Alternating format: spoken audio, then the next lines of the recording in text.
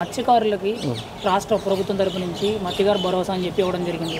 ఇప్పుడు గతంలో మీకు చాలా హామీ ఇచ్చారు. ముఖ్యంగా పవన్ కళ్యాణ్ కానీ ఇటు చంద్రబాబు నాయుడు గారు కానీ ఇద్దరు కూడా గతంలో చాలా హామీలు ఇచ్చారు. ఇప్పుడు ఎంతవరకు నెరవేరుతున్నారు, మీకు ఎంతవరకు ఉపయోగపడుతున్నారు ఈ గవర్నమెంట్లో? కూటమి ప్రభుత్వం వచ్చిన తర్వాత ప్రతి ఒక్కరూ లేబర్ అనగా అదే మత్స్యకారులు అనగా ప్రతి ఒక్కరూ చాలా ఆనందంగా ఉన్నారండి.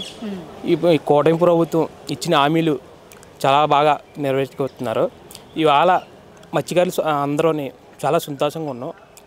గతంలో 15,000 పడుతుంటే ఈ కూటమి ప్రభుత్వం వచ్చిన తర్వాత 20,000 ఇస్తామన్నారు.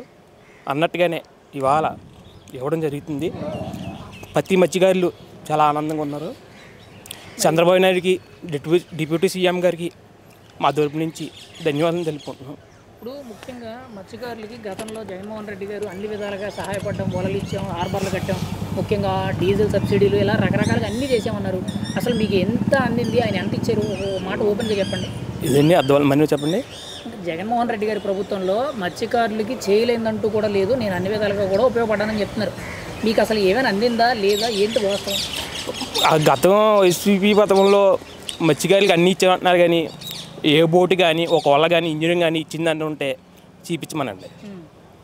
ఎక్కడన్నా ఓ మత్స్యకారులు ఇచ్చారంటే జగన్మోహన్ రెడ్డి గారు నేను ఇచ్చాను బాగా అది చెప్పుకోవడానికి సరిపోతుంది, కానీ ఇచ్చింది ఎక్కడ ఉందండి? అతను ఇచ్చినట్టు చెప్తాం, ఎవరిందే ఎలా చెప్తాం? ఇప్పుడు ఇచ్చారనుకోండి, ఆయన ఇచ్చారని చెప్తాం. ఆయన మాటలు కొడుతుంది తప్ప చేతలు కాదు కదా. ఇప్పుడు గత 5 ఏళ్ళు అభివృద్ధి విషయానికి వచ్చేటప్పుడు ఎలా ఉంది, పథకాల విషయానికి వచ్చేటప్పుడు ఏదండి?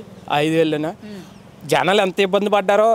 151 సీట్ ఇచ్చి 13 సీట్లకి పరిమితం అయిపోయిందంటే దాన్ని బట్టి మీడియా సోదరులు అర్థం చేసుకోవాలి, జనాలు తిరుగుబాటు అర్థం చేసుకోవాలి. మరి ఈరోజు డబుల్ ఇంజన్ సర్కార్ కింద పవన్ కళ్యాణ్ ఇటుపక్క చంద్రబాబు నాయుడు వీళ్ళిద్దరు కలిసి పని చేస్తున్నారు కదా, మరి వీళ్ళిద్దరూ విడిపోతారు, అభివృద్ధి చేయలేకపోతారు, ఇలా చేత కాదట్లేదు అంటున్నాడు. అది విడిపోతారని అది ప్రజల్లో ఉంటుందండి.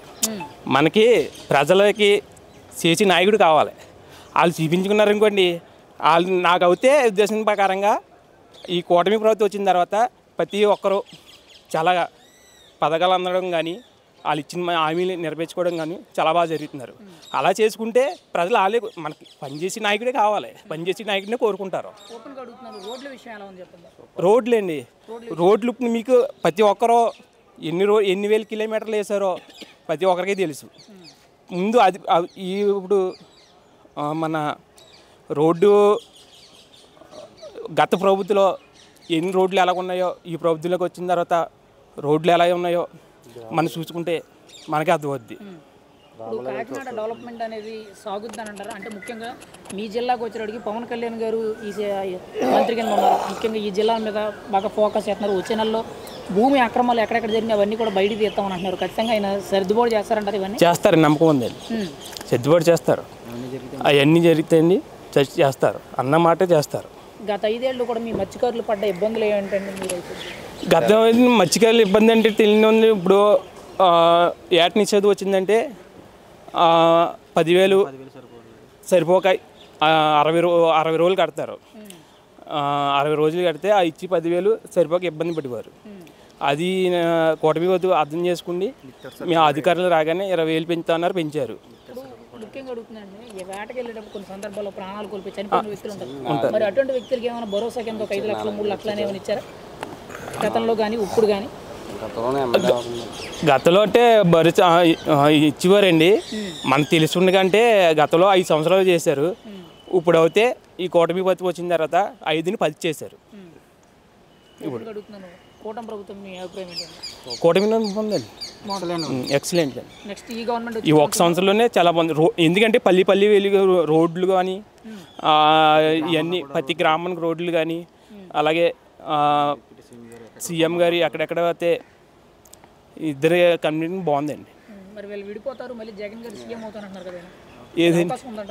ఎంతో అది ప్రతిపక్ష నాయకులు ఎన్నో అనుకుంటాయండి. అది నిర్ణయం ఎవరి చేతిలో ఉంటుంది?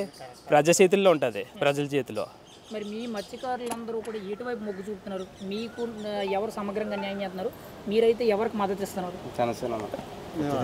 మేమైతే కూటమి ప్రభుత్వానికి మద్దతు ఇస్తున్నాం. వాళ్ళు మనకి ఎవరికన్నా సరే న్యాయం జరుగుతుందని లేని పేదవాడికి అనుకున్నాను.